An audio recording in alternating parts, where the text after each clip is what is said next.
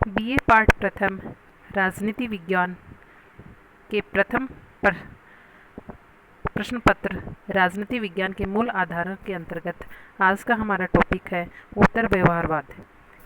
इससे पहले हमने व्यवहारवाद के बारे में जानकारी प्राप्त करी कि परंपरागत दृष्टिकोण के विरुद्ध आंदोलन स्वरूप उत्तर व्यवहारवाद का उदय हुआ। आज हम उत्तर व्यवहारवाद के बारे में जानकारी प्राप्त करते हैं। 1960 के दशक की समाप्ति से पहले डेविड ईस्टन के द्वारा जो स्वयं व्यवहारवादी क्रांति के प्रमुख प्रतिपादकों में से थे, व्यवहारवादी स्थिति पर एक प्रबल आक्रमण किया गया।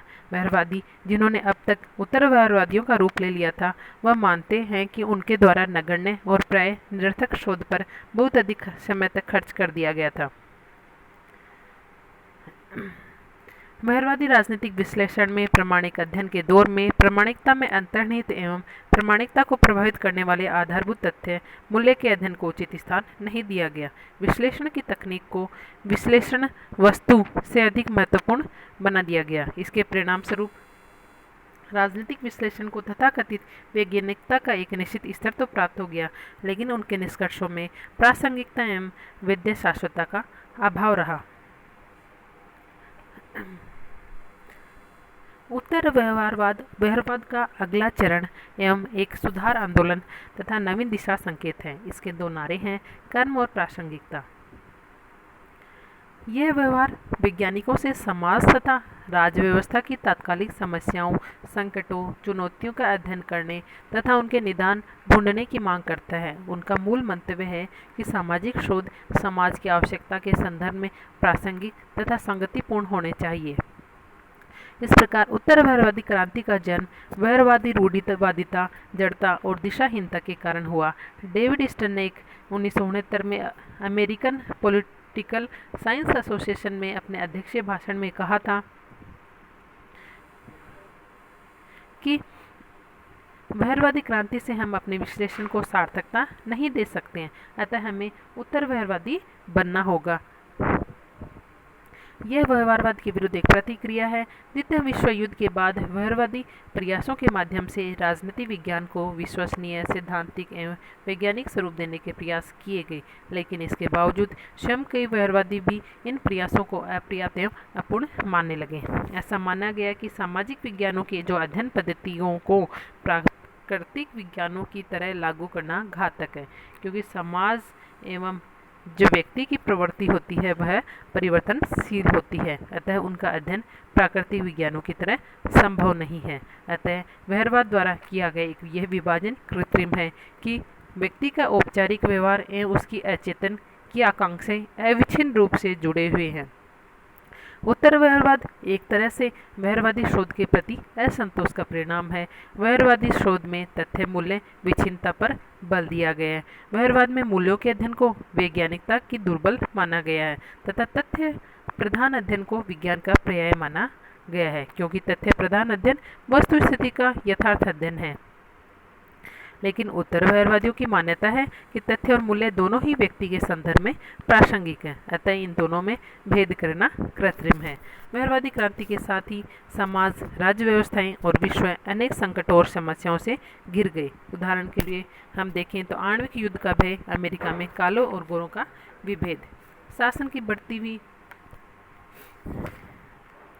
तानाशाही शासन की बढ़ती हुई संभावनाएं, जनसंख्या विस्फोट आदि। किंतु राजनीति को विशुद्ध विज्ञान बनाने की अभिलाषा में व्यवहारवादियों ने समाज और विश्व जो मानवता के प्रति अपने दायित्वों की उपेक्षा की। यही कारण है कि उत्तर व्यवहारवाद का जन्म हुआ। अब हम उत्तर व्यवहारवाद के आधारभूत लक्षणों के बारे में जानकारी प्राप्त करते हैं। जैसा कि इससे पहले बताया कि डेविड ईस्टन ने उत्तर व्यवहारवाद के दो प्रमुख लक्षण बताए, प्रासंगिकता और कर्म।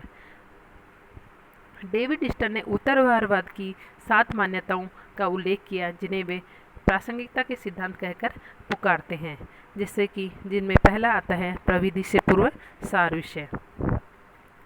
उत्तर व्यवहारवादियों का कहना है कि व्यवहारवादी तकनीक को तथ्यों के ऊपर प्रधानता देते हैं, जबकि उत्तर वहरवादी कहते हैं कि प्राय तथ्य और तकनीक दोनों का साथ साथ उचित प्रयोग किया जाना चाहिए और ऐसा संभव भी है। तथ्यों को बलि चढ़ाकर वहरवादी प्राय तकनीक के पीछे तो भागते रहते हैं, जबकि उत्तर वहरवादी कहते हैं कि अनुसंधान के लिए परिष्कृत उपकरणों का विकास करना उपयोगी है, परंतु उससे भी अधिक महत्वपूर्ण बात वह उद्देश्य है जिनके लिए इन उपकरणों को प्रयोग में लिया जा रहा है। उत्तर वहरवादियों के भी मत में वहरवादियों को चाहिए कि वे महत्वपूर्ण समसामयिक सामाजिक समस्याओं के साथ प्रयोजनात्मक रूप में अपने शोध कार्य की प्रासंगिकता स्थापित करें। इसके पश्चात दूसरा मान्यताओं के रूप में सामाजिक परिवर्तन पर बल। वहरवाद में मामूली परिवर्तनों से संबंधित रूढ़िवादी विचारधारा छिपी है। उत्तर वहरवादियों का मानना है कि जाने अनजाने वहरवादी परिवर्तन रूढ़िवादी हो जाते हैं। परिवर्तन विरोध वहरवाद के प्रणाली शास्त्र और तकनीक में निहित हैं। वहरवादी तथ्यों के वर्णन और विश्लेषण तक अपने को सीमित रखता है। सामाजिक प्रासंगिकता या तथ्यों के व्यापक संदर्भ में उनको समझना शायद उनके अनुसार वर्जित है।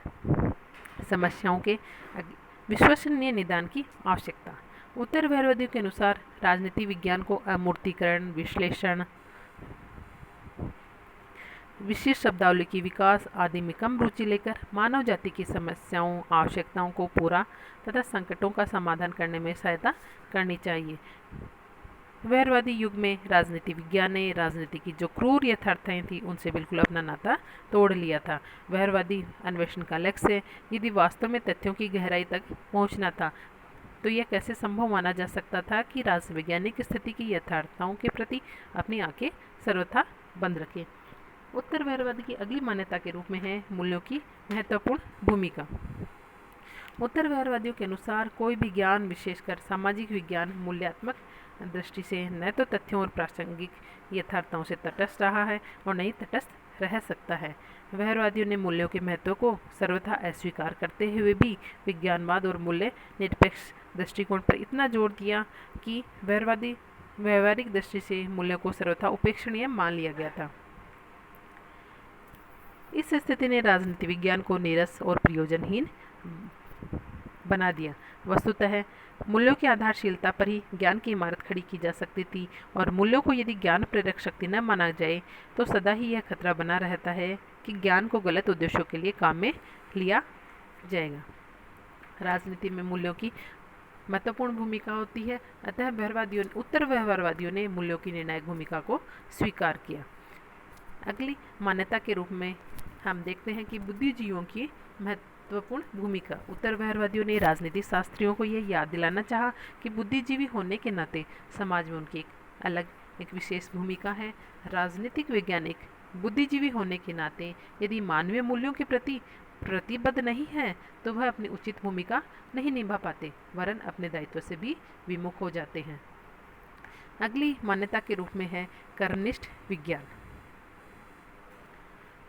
उत्तर वहरवादी कर्मनिष्ठता पर बल देते हैं। उनका कहना है कि इस राजनीतिक विषयों के जो अध्ययन करता है उनको समाज के पुनर्निर्माण में रत रहना चाहिए। उनका मानना है कि ज्ञान व्यवहारिक रूप से सार्थक होना चाहिए। यदि हमारे वहरवादी शोध परिणामों का रचनात्मक क्रियान्वयन नहीं हो सकता है तो वह सार्थक ज्ञान नहीं, अर्थात ज्ञान का जो क्रियात्मक होना अत्यंत आवश्यक है। Knowledge must be put to work. अगली मान्यता के रूप में है व्यवसाय का राजनीतिकरण करना। राजनीति वैज्ञानिक तटस्थ रहने में गर्व अनुभव करते हैं। वे समाज की राजनीतिक गर्मा गर्मियों में स्वयं को शामिल करके सक्रिय भूमिका अदा करने में विश्वास नहीं रखते, जबकि उत्तर वहरवादियों की मान्यता है कि राजनीतिक शास्त्रियों को समाज में सकारात्मक भूमिका अदा करनी चाहिए जिससे समाज के उद्देश्यों को एक सुव्यवस्थित दिशा प्रदान की जा सके। अतः बुद्धिजीवियों के संघों और समुदायों, यहाँ तक कि विश्वविद्यालयों को भी मानव मूल्यों के रक्षार्थ संघर्ष के मैदान में आना चाहिए। उनके व्यवसाय का राजनीतिकरण अपरिहार्य और वांछनीय है। इस प्रकार कहा जा सकता है कि उत्तर वहरवाद की कमियों को दूर करने का प्रयास है और साथ ही इसमें बुद्धिजीवियों से अपेक्षा की जाती है कि वे अपने ज्ञान के माध्यम से समाज में सुधार का प्रयास करेंगे। उत्तरवैरवादी चाहते हैं कि राजनीति वैज्ञानिक का अपने ज्ञान की छाप अपने युग के सामाजिक प्रश्नों समस्याओं पर अंकित करना अनिवार्य उत्तरदायित्व है। उत्तरवैरवाद को वैरवाद की अंत्येष्टि करने वाली क्रांति के स्थान पर वैरवाद का विस्तार करने वाला आंदोलन कहना उचित है। आज के लिए इतना ही। Thank you so much.